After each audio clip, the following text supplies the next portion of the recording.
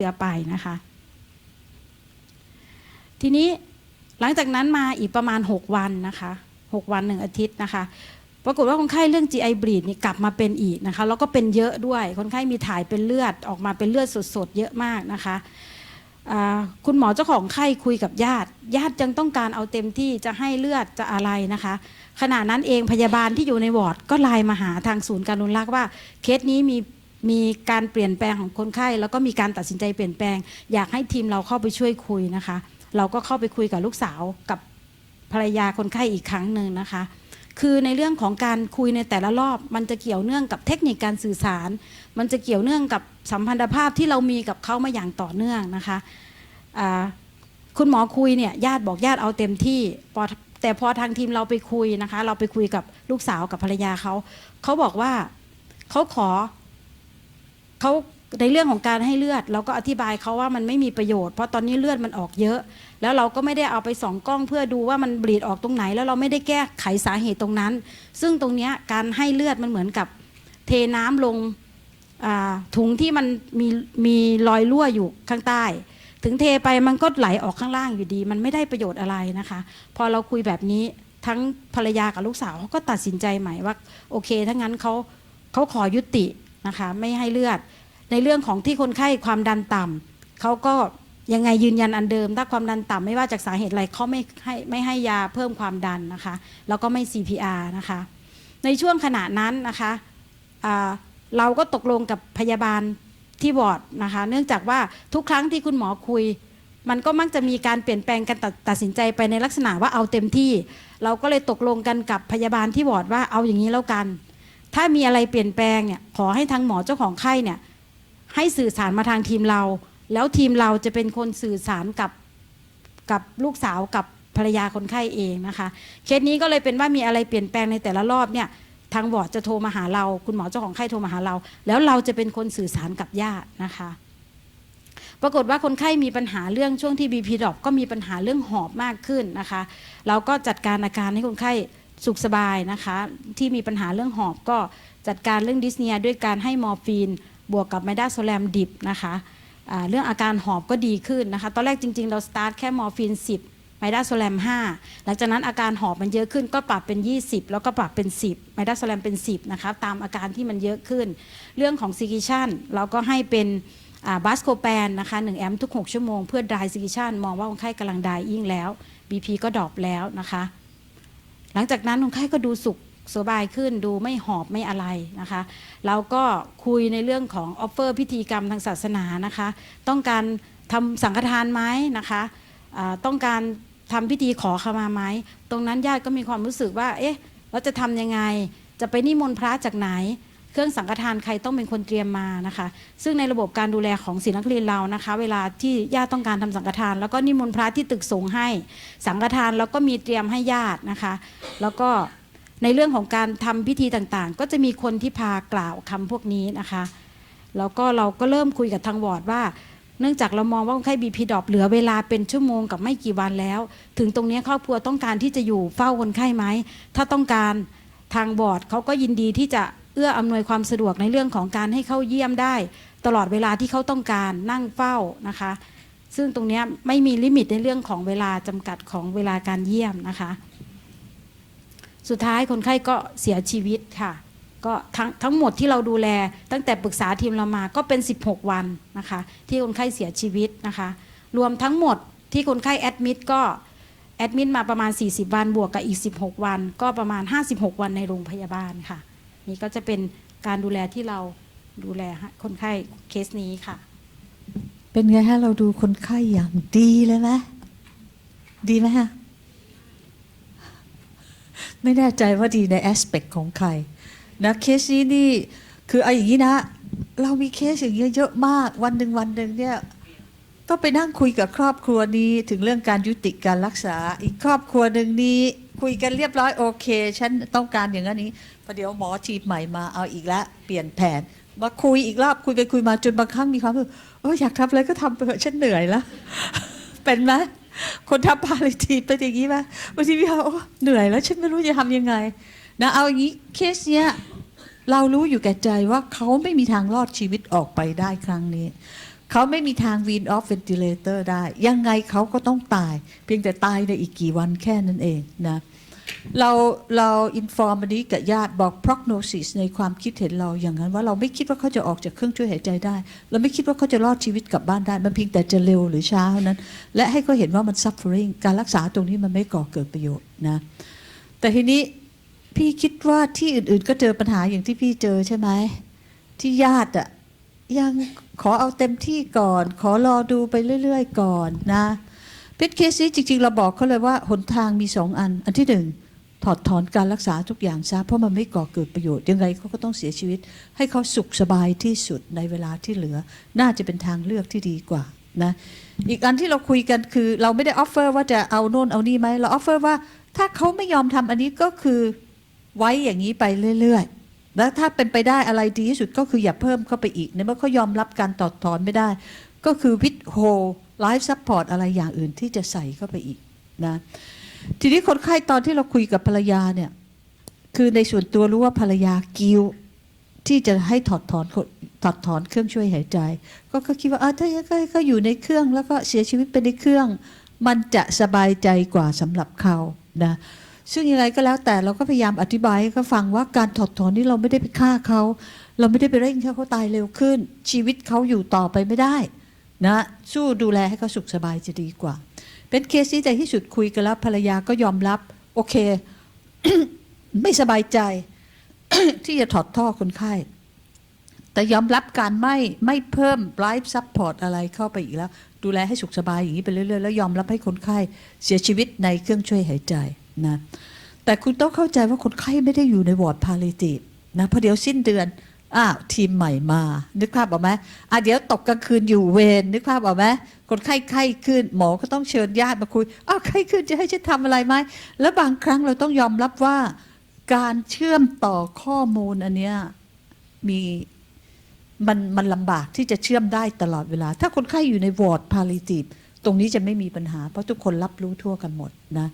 การเชื่อมต่อข้อมูลบางครั้งมันไม่สามารถเชื่อมต่อได้สนิทมันก็เกิดปัญหาอย่างนี้ขึ้นมาเรื่อยๆนะ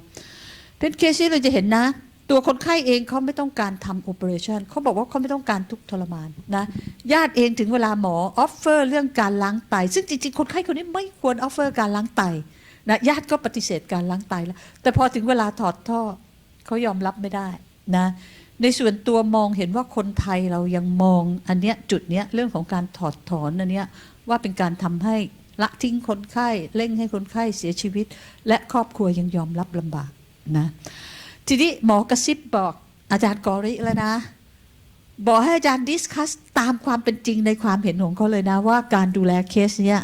มันมีตรงไหนบ้างที่เขาคิดว่ามันไม่เหมาะสมนะคะโอเคกอริ I like to listen to your comments Maybe you have one because I want you to translate.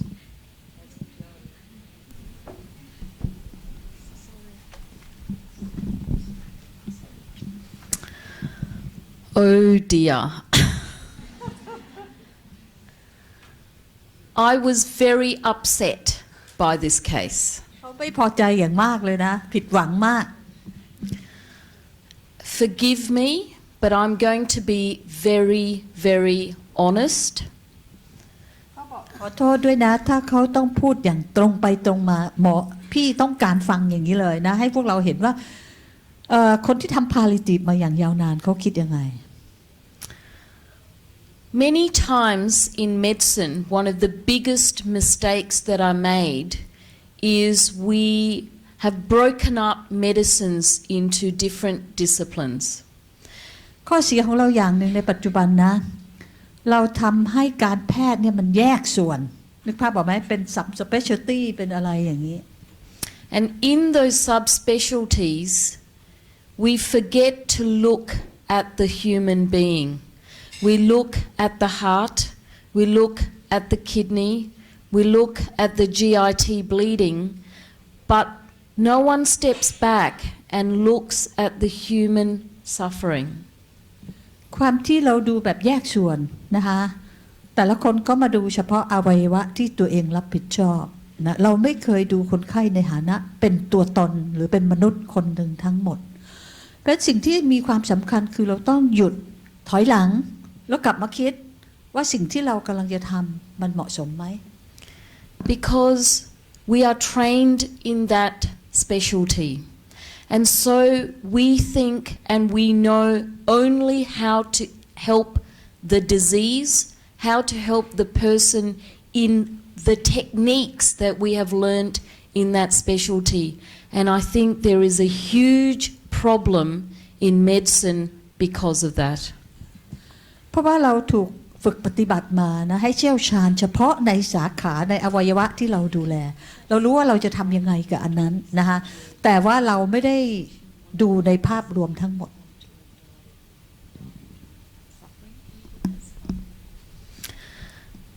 When we look at the human being, in fact, when we talk to, I think it was the wife or the daughter, we already knew that the patient didn't want to die. Patient said he was not afraid of dying, was worried about their grandchildren, and did not want to suffer in the terminal stage. Is that not important? This is not even a case where we don't have the views of the patient. We have the views of the patient. His fear is dying, suffering, and we have forgotten the patient. The patient has just become this body, this lump in the bed. Can you show me the picture of him in ICU? We have, sorry, did you want to translate that? โอเคถ้าเราดูนะคนไข้คนเนี้ยเขาเคยบอกความต้องการของเขาให้ทราบแล้วว่าเขาไม่อยากทุกข์ทรมาน ในระยะสุดท้ายของโรคของเขานะซึ่งตรงนี้ครอบครัวก็รับรู้นะเพราะฉะนั้นตรงนี้เนี่ยเราไม่ได้คอนเซิร์นถึงตรงนี้เลยขณะนี้คนไข้มีลักษณะเหมือนเป็นก้อนเนื้อก้อนหนึ่งที่อยู่บนเตียงใน ICU นะเรามองคนไข้เป็นสิ่งของแค่นั้น Have we forgotten the man? Is it so important that all this technology, because we can use it, we just use it? But who are we helping? We're helping myself as the nephrologist, as the cardiologist, as the intensivist. We're doing our trade. If I was a mechanic, I would look after the car. If I was a businessman, I would buy stocks, sell stocks. But we work in medicine. There is such a thing as compassion. When I see this case, I'm almost brought to tears. Have we lost our compassion? Have we stopped seeing the human being? That's why we do medicine. That's why we become nurses and doctors. ฟังอย่างประทับใจจนลืมไปเลยเขาได้ฟังเคสนี้เสร็จเขาบอกเขาเกือบร้องไห้นะมันมีความรู้สึกว่าพวกเราเนี่ยทำอะไรไปตามสิ่งที่เราถูกสอนให้ทำนะเราเป็นหมอฟิลนี้เราก็ทำอะไรที่เราเคยชินเราเป็นคนซ่อมรถเราก็ซ่อมรถอย่างเดียวนะเราเป็นพ่อค้าเราก็ทำเรื่องของการซื้อขายหุ้นเราไม่ได้สนใจหรือดูอะไรอย่างอื่นเลยนะเพราะฉะนั้นตรงนี้เราเป็นเมดิซินเราเป็นผู้ที่เยียวยาคนไข้นะมันทำให้เราจะต้องกลับมาคิดแล้วว่าเราจะดูแลคนไข้คนนี้เราต้องดูเขาในฐานะที่เขาเป็นมนุษย์ The next problem. We think that decision making means in a family-centered situation we hand over the responsibility to the family. That is wrong. Where has our community and society gone to medical school? How do they know the amount of information that the cardiologist, the intensivist, the surgeon knows? How can we shift the responsibility for people to make those decisions to family who are lay people? What have we done? We have lost our own backbone. We have come into a profession that has honour but we are not willing to take the responsibility. We are asking family because we say we work in a family-centered culture. But sorry, I don't believe that.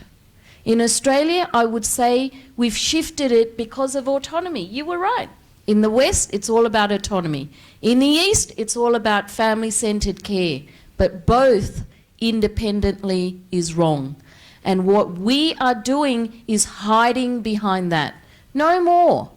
No more hiding. We cannot shift the responsibility of decision making to lay people who don't understand. เขาก็พูดถึงว่าในแต่ละ specialty ของแต่ละตัวเองเนี่ยก็ตัดสินใจในส่วนที่ตัวเองเห็นความสำคัญนะและบางครั้งเราก็มอบการตัดสินใจเนี่ยไปให้กับครอบครัวโอเคบางทีเราอาจจะบอกว่าในสังคมเราอะautonomy มันเป็นอะไรที่ถูกละเลยแต่เป็นเรื่องของ family center ที่เราให้ปล่อยให้เขาเป็นคนตัดสินใจแต่เราไม่สามารถให้การตัดสินใจเนี่ยไปอยู่ในมือของคนที่ชาวบ้านที่ไม่รู้เรื่องอะไรเกี่ยวกับเรื่องเทคโนโลยีเลยนึกภาพออกไหมโอเคคุณตัดสินใจคุณจะเอาอย่างนี้แต่เรารู้ว่าเราเป็นผู้ที่มีนักวิชาชีพเรารู้ว่าสิ่งที่ครอบครัวเขากำลังเรียกร้องขอให้ทำอ่ะในวิชาชีพเรารู้ว่ามันไม่เกิดประโยชน์นะแต่เรามอบหมายให้ครอบครัวเป็นคนตัดสินใจ We know from bereavement when the patient dies and the family go to see counsellors, one of the biggest concerns they have because they don't understand medicine, they don't understand that their loved one was dying from the disease. So then they develop guilt. Because we shifted the responsibility to the family. So now when the family finally say, stop the ventilator, stop the antibiotics, you don't see them anymore. But they have to live with the guilt. Why? Because now they think they killed their loved one. If they give you permission to stop the antibiotic, if they give you permission to stop the ventilator, now, months after you've forgotten the patient, they have to live with that. And we know that from many studies talking to bereavement counsellors that this guilt that they feel because we shifted the power to them.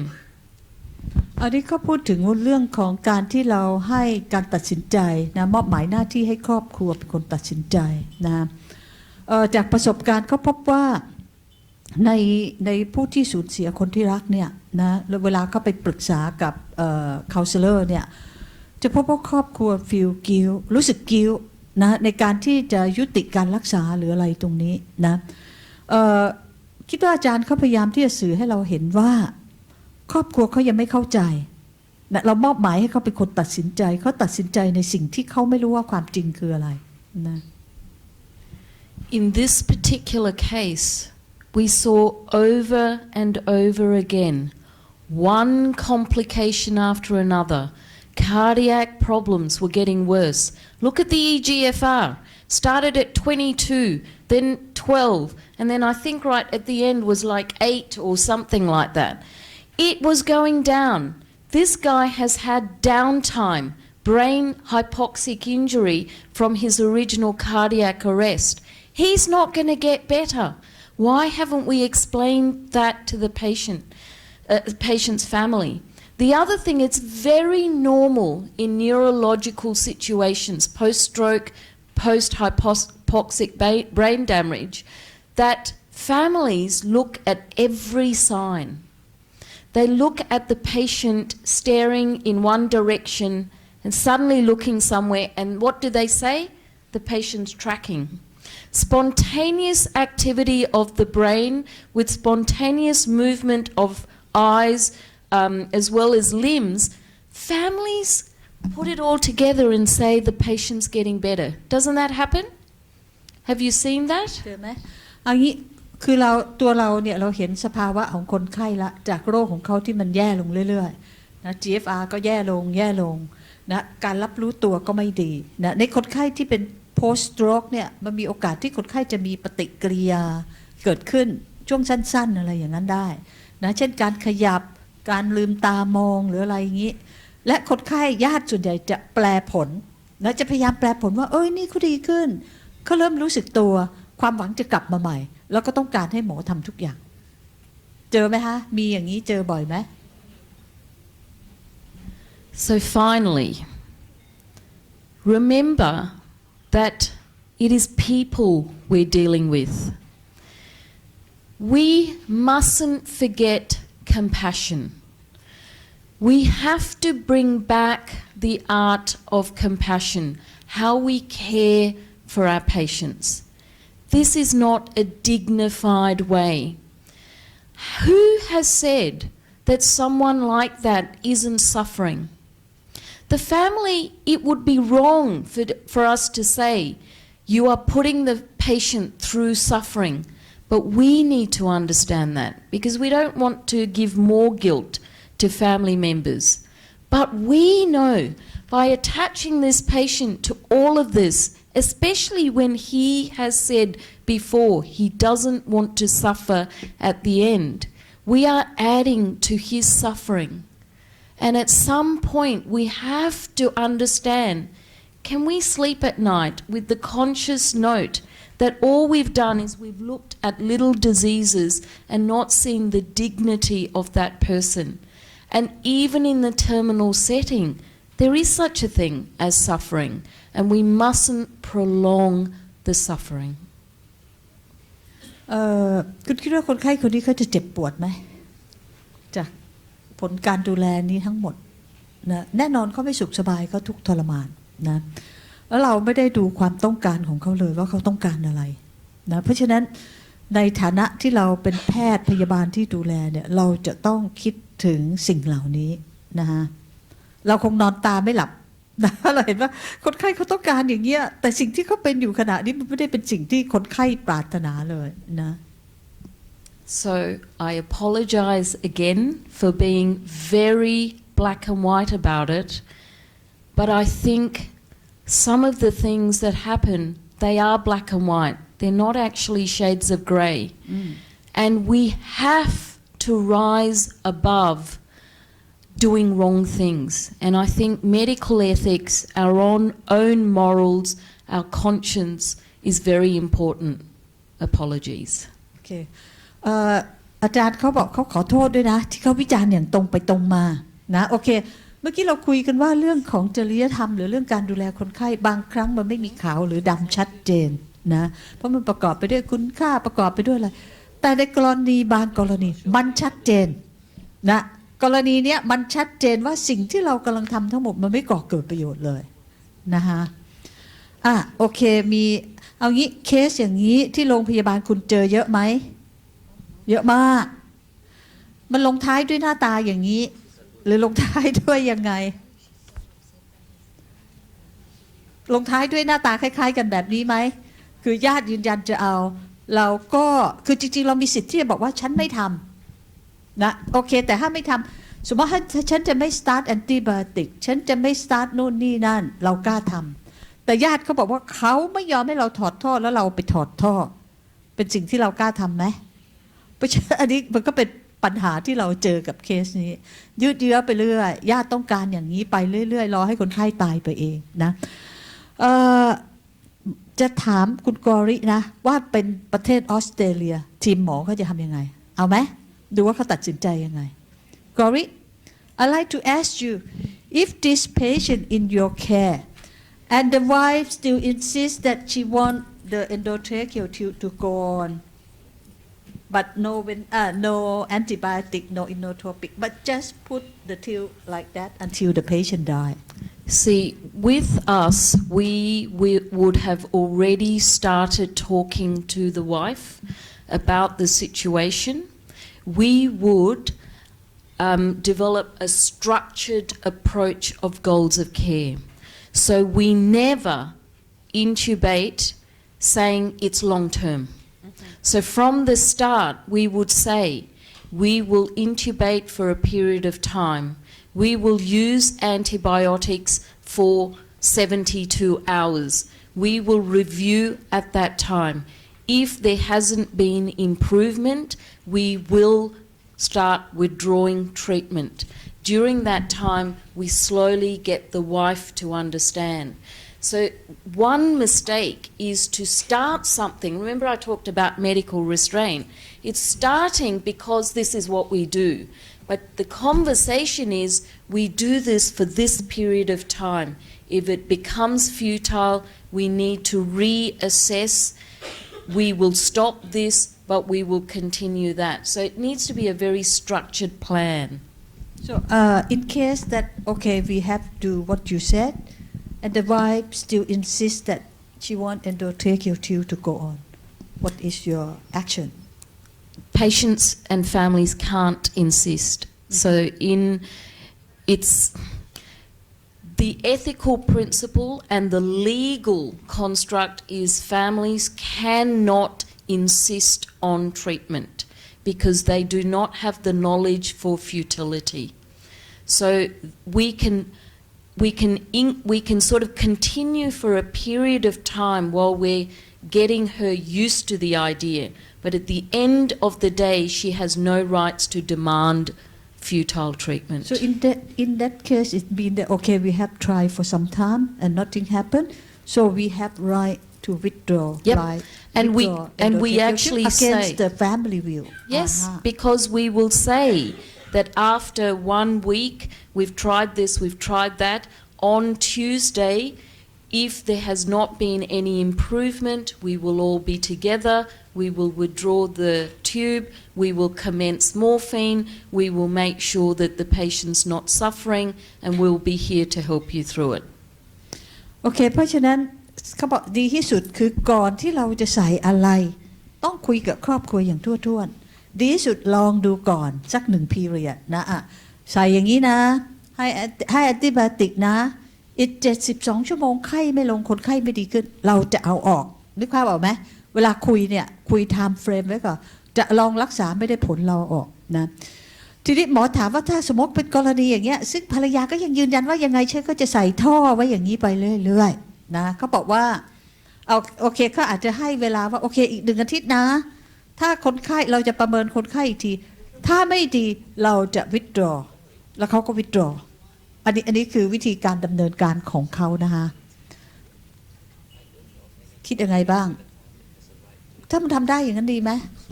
แต่บ้านเรากลัวคนไข้ฟ้องร้องเราไม่กล้าแตะอะไรทั้งสิ้น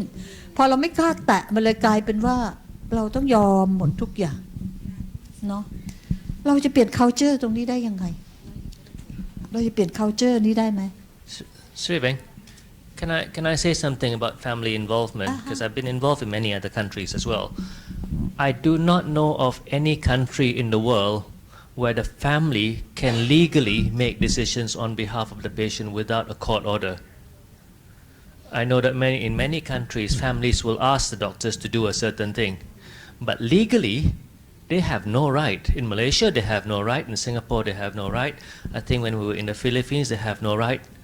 I don't know of any country where there is a legal right. Now,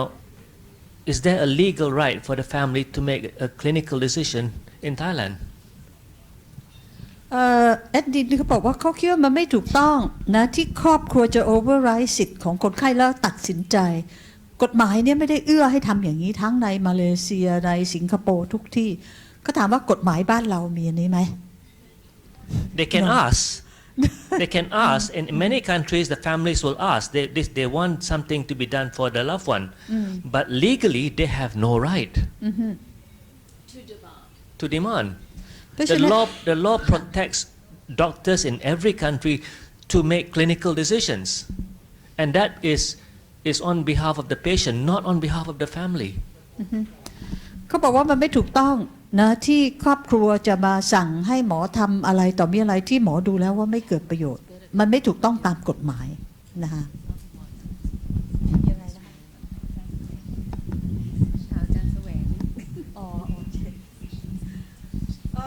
I'm going to tell you the medical atmosphere in Thailand. After the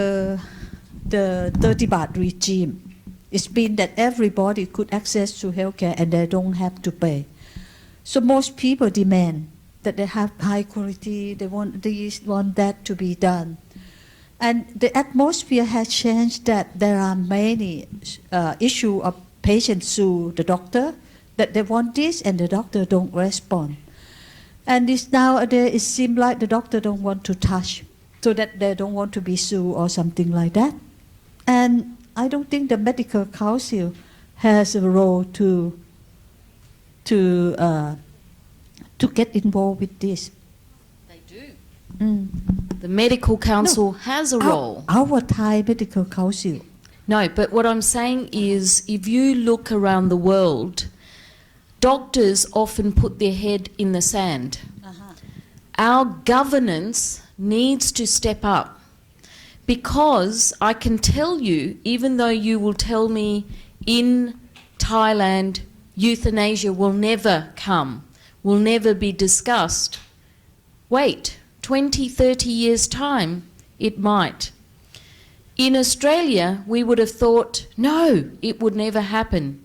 The discussion is happening. And many times we let the wrong people make decisions. We in medicine, and doctors in particular, have a responsibility to step up. We need to be pushing our medical organisations, our medical council, to actually understand, and like I showed you, the Australian Medical Association governance. Like that, there needs to be a structure in place, and we need to push it. We need to push it in Thailand too. เขาก็บอกว่าองค์กรแพทย์เนี่ย แพทยสภาจะต้องเข้ามามีบทบาทในการผลักดันพวกนี้นะคะเดี๋ยวหมอจะต้องคุยให้เขาฟังว่าองค์กรแพทย์ของเราเป็นยังไง แต่ยังไงก็แล้วแต่เราคือพวกเราในฐานะนักวิชาชีพเราก็ต้องแข็งแรงนึกภาพออกไหมเรายอมรับเลยว่าถ้าระบบ30 บาทเนี่ยคนไข้ดีแมนมากนะต้องการการรักษาเท่าเทียมต้องการการรักษาที่ดีรีเควสอะไรหมอต้องตอบสนองให้หมดแล้วก็มีเรื่องของการฟ้องร้องแพทย์เกิดขึ้นมากมายนะแล้วก็ในปัจจุบันเราต้องยอมรับนะการแพทย์ตรงนี้มันเป็นเรื่องของ defensive medicine ถูกไหมฉันไม่อยากแตะฉันไม่อยากยุ่งเดี๋ยวต้องมายุ่งกับเรื่องฟ้องร้องอยากเอาอะไรก็ทำไปนะตรงนี้ก็มันจะทำให้การmedicine ของเรามันแย่นะเพราะฉะนั้นตรงนี้เราก็ต้องช่วยกันนะในฐานะนักวิชาชีพเราต้องเปลี่ยน paradigm shift mindset อะไรตรงนี้ของพวกแพทย์ด้วยกันเองให้เข้าใจตรงนี้ได้ดีขึ้นหมอเคยไปเลคเชอร์อันนึงนะคะแล้วก็พูดถึงเรื่องการยุติการรักษาถอดถอนเครื่องพยุงชีพตามความต้องการของครอบครัวหรืออะไรตรงนี้นะมีคนมากระซิบบอกหมอเป็นอาจารย์ผู้ใหญ่หมอสอนอย่างนี้ไม่ได้นะอันตรายมากเลยห้ามพูดเรื่องนี้เด็ดขาดมันไม่เหมาะสมนะเดี๋ยวคนอื่นจะเอาไปทำบ้างหรืออะไรตรงนี้นะเพราะฉะนั้นเราก็ต้องยอมรับว่าแพทย์เราmindset ของแพทย์เราอย่างที่บอกนะเราไม่อยากยุ่งเรื่องอื่นที่จะทำให้ถูกฟ้องร้องเราเป็นหมอเชี่ยวชาญเราเชี่ยวชาญตรงนี้เราดูแต่ตรงนี้เราไม่เคยดูแลคนไข้ทั้งตัวตนนะแล้วว่าปัญหาที่เราจะเจอมันก็คืออย่างที่เห็นเคสนี้ซึ่งจริงๆ16 วันของคนไข้ที่มีชีวิตอยู่เนี่ยเรารู้อยู่แล้วว่าเขาต้องตายคิดว่า16 วันเราใช้รีซอสไปเท่าไหร่ ICU เครื่องช่วยหายใจยาเยอะทั้งหมดที่เราใช้และลงท้ายก็ผู้ป่วยเสียชีวิตและเสียชีวิตอย่างทุกข์ทรมานด้วยและไม่ใช่สิ่งที่คนไข้ต้องการ against ความต้องการของคนไข้เนื่องจากญาติไม่ยินยอมให้เราทำนะเพราะฉะนั้นตรงนี้ก็มาคิดนะในอนาคตเราอาจจะต้องตัดสินใจด้วยวิชาชีพของเรานะเราเคยมีหลายครั้งที่ญาติมาบอกจะขอเปลี่ยนแอนติไบโอติกเราบอกเราไม่เปลี่ยนเราไม่ investigate ด้วยเราไม่เปลี่ยนอะไรเราจะอย่างนี้แหละจะฟ้องร้องก็ให้ฟ้องร้องนะแต่ว่าโอเคมันจะเป็นเรื่องที่ค่อนข้างยากพอสมควรนะโอเคนะคะได้เวลาทานข้าวแล้วนะก็คิดว่า